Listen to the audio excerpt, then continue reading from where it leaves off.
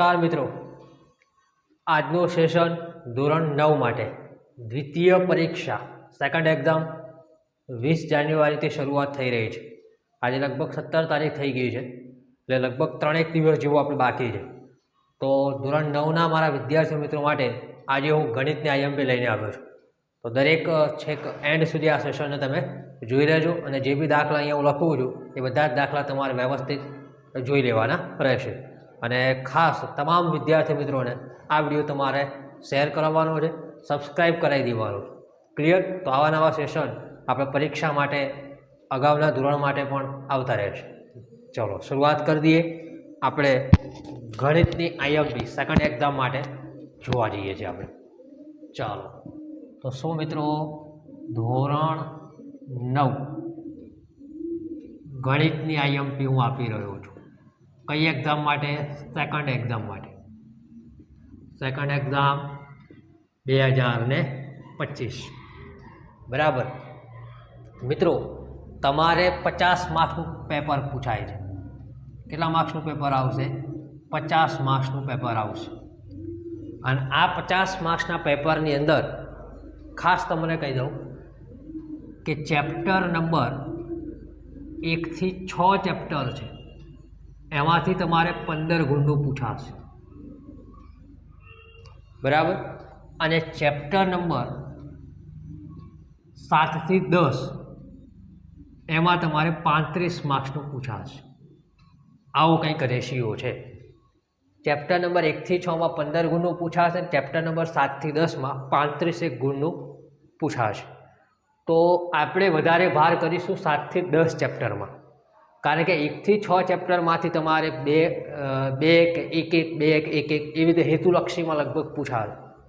અને જો 1 થી 6માંથી એ લોકો પૂછશે તો એ તમને વિભાગ ડીમાં પૂછશે, તમને સેક્શન ડીમાં એ લોકો પૂછવાનો પ્રયત્ન કરશે। ચાલો ક્લિયર છે? એટલે આમાં કેવું છે, આપણે ફોકસ વધારે કરીશું ચેપ્ટર નંબર 7 થી 10માં।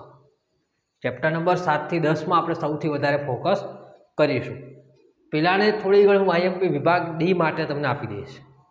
ચાલો ક્લિયર છે? તો શરૂઆત કરીએ આપણે। સૌથી પહેલાં આપણે સેક્શન ડી જોવું છે। સૌથી પહેલાં આપણે સેક્શન ડી જોવું છે કરવી છે। સેક્શન ડી એમાં મોટા ભાગે પ્રમેય પૂછાશે, એટલે એક પ્રમેય તમારે કરી દેવાનો 7.2। પ્રમેય કયો? 7.2। પછી એક પ્રમેય તમારે કરી દેવાનો 7.3। ચાલો ક્લિયર? પછી સાહેબ તો એક પ્રમેય તમારે કરી દેવાનો 8.1 અને 8.2, આ બંને પ્રમેય કરી દેવાના બરાબર। પછી સાહેબ તો કે પ્રમેય 9મા ચેપ્ટરમાં જોવા જઈએ તો 9.1, 9.2, 9.3, 9.4 અને 9.8। ચેપ્ટર નંબર 9માં તમે જોશો એટલે 9.1, 9.2, 9.3, 9.4 અને 9.8 આટલા પ્રમેય તમારે તૈયાર કરી દેવાના બરાબર। પછી મિત્રો ચેપ્ટર નંબર 9માંથી સેક્શન ડીમાં ક્વેશ્ચન પૂછાશે બરાબર, એવું મને લાગે છે। ચેપ્ટર નંબર 9માંથી તમારે એક ઉદાહરણ બીજું કરી દેવાનું તૈયાર, ઉદાહરણ નંબર 2। પછી તો કે સાહેબ સ્વાધ્યાય 9.3માં ક્વેશ્ચન નંબર 12મો, ક્વેશ્ચન નંબર 12 9.2 સ્વાધ્યાય 9.2 એનો ક્વેશ્ચન નંબર 5 અને ક્વેશ્ચન નંબર 6 તૈયાર કરી દેવાનો। આ ચેપ્ટર નંબર 9ની વાત કરી। પછી સાહેબ તો કે 6થા ચેપ્ટરમાંથી પણ આ વિભાગમાં પ્રશ્ન આવશે, તો ખાસ એન્ડ ખાસ પ્રમેય 6.1 ગોખી નાખવાનો। પ્રમેય 6.1 રેખા અને ખૂણા ચેપ્ટર છે, 6થું ચેપ્ટર, એનો પ્રમેય 6.1 તમારે ખાસ તૈયાર કરી દેવાનું। એમાંથી દાખલા પૂછવા હોય તો કેવા પૂછાય? તો હું વાત કરું સ્વાધ્યાય 6.2ની બરાબર। આ સ્વાધ્યાય 6.2માંથી બીજા નંબરનો દાખલો પૂછાશે। 6.1ની વાત કરીએ તો પહેલા નંબરનો દાખલો પૂછાય બરાબર, અને છઠ્ઠા નંબરનો પણ દાખલો પૂછી શકાય 6.1ની અંદર. ડન છે. પછી સાહેબ તો એક બીજું ચેપ્ટર એવું અગત્યનું છે જે સેક્શન ડીમાં પૂછાય છે, એ છે બીજું ચેપ્ટર. બીજું ચેપ્ટર કયું છે? બહુપદી. બીજું ચેપ્ટર કયું છે? બહુપદી. તો બહુપદીમાંથી સ્વાધ્યાય 2.4 એમાં તમે જોશો તો દાખલા નંબર 12મો એક જોઈ લેવાનો. પછી 2.4ની અંદર જ વાત કરીએ તો દાખલા નંબર 10મો જોઈ લેવાનો. ડન છે. અને 2.4ની જે વાત કરીએ તો પ્રશ્ન નંબર તમારે 8 જોઈ લેવાનો. ચલો ડન છે બધાને. તો આ રીતે મને લાગે છે ત્યાં સુધી આ રેશિયામાં સેક્શન ડી પૂછાવો જોઈએ. બીજું મિત્રો, ઘણા બધા મિત્રોનો એવો ક્વેશ્ચન હતો કે સાહેબ આ પ્રમેય આટલા બધા તમે આપ્યા છીએ, આટલા બધા પ્રમેય અમારે તૈયાર કરવાના. તો મિત્રો હા, એનું રીઝન છે મિત્રો, અહીંયા 7 થી 10 ચેપ્ટર જ કીધા છે અને એમાંથી 35 ગુણનું એ લોકોને કાઢવાનું છે. તમારી શાળામાં જો પ્રમેયની સાબિતીવાળા દાખલા શિક્ષકોએ ના ચલાવ્યા હોય તો કોઈ ઇસ્યુ જ નથી, લગભગ એ લોકો પૂછશે જ નહીં. તમારી શાળામાં તમારા વર્ગખંડના શિક્ષકને પૂછી લેવાનું કે સાહેબ સાબિતીવાળા દાખલા તૈયાર કરવાના. જો એ લોકોએ ચલાવ્યા ના હોય તો પછી કોઈ ઇસ્યુ જ નથી આવતું. ડન છે. લગભગ દરેક શાળામાં આ વર્ષે તો સેક્શન ડીની અંદર આ પ્રમેયો ચલાવે જશે, કારણ કે પૂછવાના છે એટલા માટે. ઓકે, ચલો આ થઈ ગઈ આપણે વાત સેક્શન ડીની ચર્ચા થઈ ગઈ. કયા વિભાગની ચર્ચા થઈ ગઈ મિત્રો? સેક્શન ડીની ચર્ચા આપણે કરી દીધી. હવે ચર્ચા કરવી છે આપણે સેક્શન બીની, જેમાં 2 ગુણના દાખલા પૂછ્યા છે તમારે. કેટલા ગુણના દાખલા પૂછ્યા છે? 2 ગુણના. એટલે આપણે સેક્શન બીની આપણે ચર્ચા કરવી છે. ચલો ડન. સેક્શન બી આપણે જોવો છે. એમાં ચેપ્ટર નંબર 7. ચેપ્ટર નંબર 7 એમાં તમારે જોઈ લેવાનું ઉદાહરણ નંબર 2. ઉદાહરણ નંબર 2 જોવાનું. સ્વાધ્યાય 7.2 એમાં તમે જોશો તો 7.2ની અંદર 7મા નંબરનો દાખલો જોઈ લેવાનો. બરાબર. પછી 7.3 સ્વાધ્યાય 7.3ની અંદર બીજો દાખલો જોવાનો અને તમારે 5મો દાખલો પણ જોઈ લેવાનો. ચાલો ડન છે બધાને? ક્લિયર? વાત કરીએ સાહેબ આપણે ચેપ્ટર નંબર 8ની. સાહેબ ચેપ્ટર નંબર 8ની ચર્ચા કરીએ તો ચેપ્ટર નંબર 8માં તે શું પૂછાય? તો કે ચેપ્ટર નંબર 8માં તમારે જોઈ લેવાનું ઉદાહરણ 1. કયું ઉદાહરણ? પહેલું ઉદાહરણ જોવાનું. સ્વાધ્યાય 8.2 એમાંથી તમે ચોથો દાખલો એક ખાસ જોઈ લેજો. ચાલો ક્લિયર છે બધાને? વધીએ આગળ. ચેપ્ટર નંબર 9માં સેક્શન ડીમાં પ્રશ્ન વધારે આવશે એવું મારું માનવું છે. જો બી વિભાગમાં જશે એ લોકો તો સ્વાધ્યાય 9.3નો એક મોસ્ટ આઈએમપી દાખલો છે પહેલો.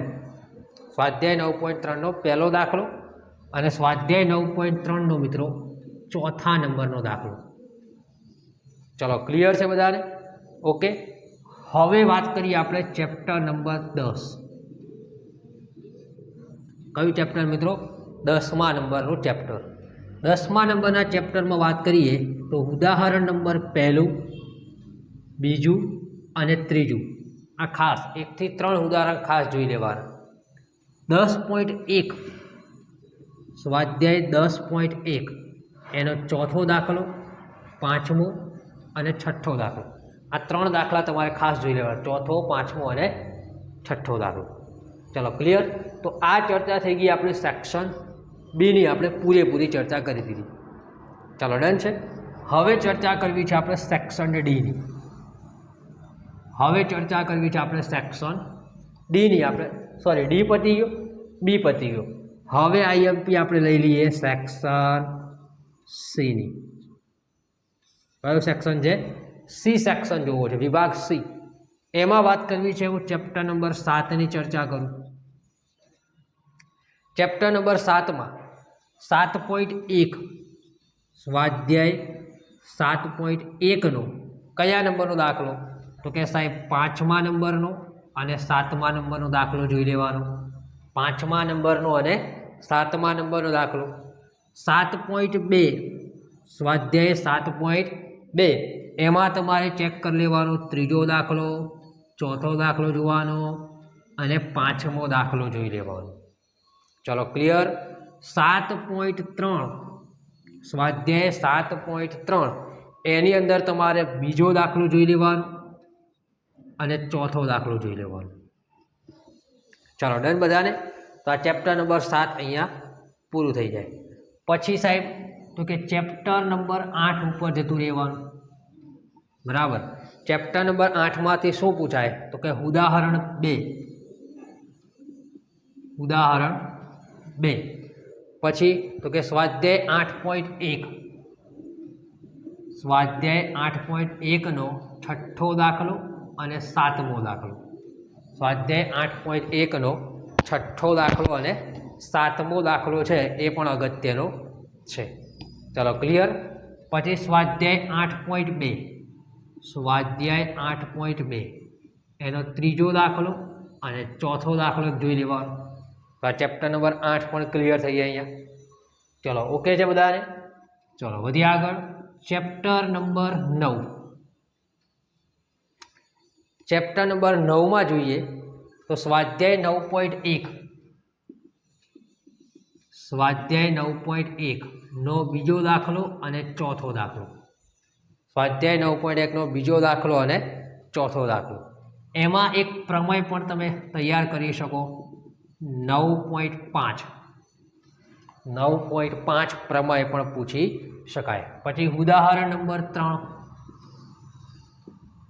ઉદાહરણ નંબર 3 કરી શકો ચેપ્ટર નંબર 9માંથી. સ્વાધ્યાય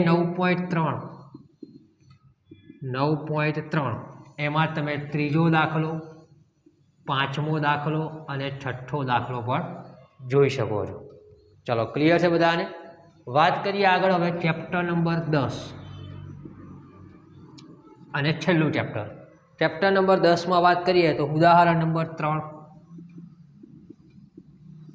ઉદાહરણ 3 અને સ્વાધ્યાય 10.1 નો બીજા નંબરનો દાખલો. સ્વાધ્યાય 10.1 નો બીજા નંબરનો દાખલો. ચલો ક્લિયર છે. તો દરેક મિત્રોને આ પ્રમાણે તમારા વેમાં ચાલવાનું. આ સેક્શન ડીની આઈએમપી આવી ગઈ, સેક્શન બીની આઈએમપી આવી ગઈ અને સેક્શન સીની આઈએમપી. આટલા દાખલા તો બધાએ ફરજિયાત ચેક કરી લેવાના. બરાબર છે. જોઈ લેવાના, ગણી નાખવાના. ચલો ક્લિયર છે. તો અહીં સુધી રાખીએ. નેક્સ્ટ સેશનમાં આપણે સાયન્સની આઈએમપી લઈને પણ આવીશું. ટોપ 25 ક્વેશ્ચન તમને આપી દઈશું. ચલો ક્લિયર. તો આ વિડીયો જોનાર, આ સેશન જોનારને દરેક મિત્રોને મારી ખાસ અપીલ છે કે દરેક વિડીયો જે છે એને લાઈક કરી દેવાની, એને તમારે કોમેન્ટ આપી દેવાની અને સાહેબ દરેક મિત્રો આ વિડીયોને સબસ્ક્રાઈબ કરી આપણી ચેનલ જે છે એને સબસ્ક્રાઈબ કરી દેવાની. ઓકે છે. અહીં સુધી રાખીએ. જય હિન્દ, જય ભારત.